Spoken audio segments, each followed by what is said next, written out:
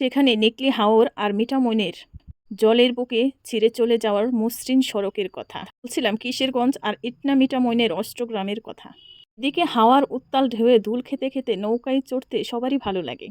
চোখ পড়বে দূর জমাট বাঁধা কচুরিপানার দিকে। এক একটা কচুরিপানার স্তূপ এক একটা গ্রামের বুঝিয়ে দেয়, যেখানে ভ্রমণ করতে প্রতিদিনই ভিড় করেন হাজারো পর্যটক। সত্যি বলতে অসাধারণ সব দৃশ্য ছিল, এক একভাবে এক এক রকমের সৌন্দর্য প্রকাশ করেন।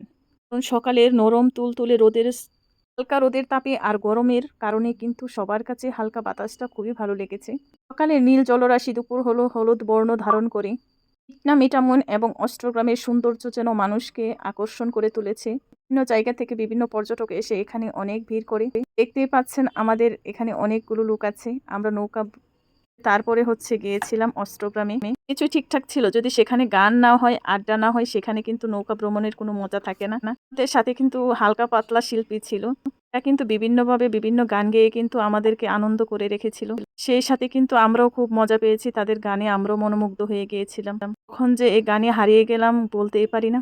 গানের যদি চর্চা না থাকে সেখানে আপনার গান গেয়ে মজা পাবেন না। অবশ্যই আপামনিরা হয়তো বা মাঝে মধ্যে চর্চা করে, সেই জন্য আমাদের কাছে গানগুলো ভালোই লেগেছিল।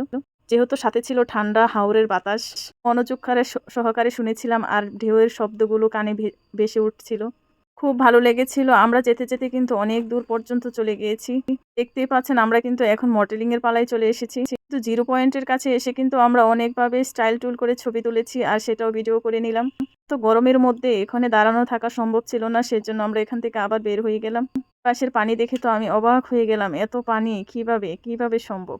তো মজার একটা বিষয় যেটা পানি দেখতে সবারই ভালো লাগে।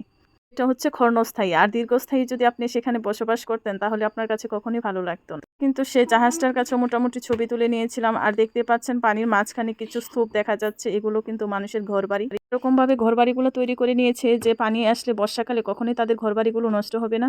সে বাড়িতে কিন্তু যাওয়ার মতো রাস্তা আছে, প্রত্যেকটা জায়গাতে খুব সুন্দর করে নৌকা বাঁধা আছে। যাই হোক, পানির শব্দগুলো আমার কাছে খুবই ভালো লেগেছে। আপনাদের কাছে কেমন লেগেছে অবশ্যই কমেন্ট করে জানাবেন। তো ওইরকম ভিডিও করতে পারি নাই, যেহেতু অনেক গরমের তাপ ছিল আর এটা অনেক দিন আগের ভিডিও ছিল, সময়ের জন্য ভয়েস দিতে পারিনি।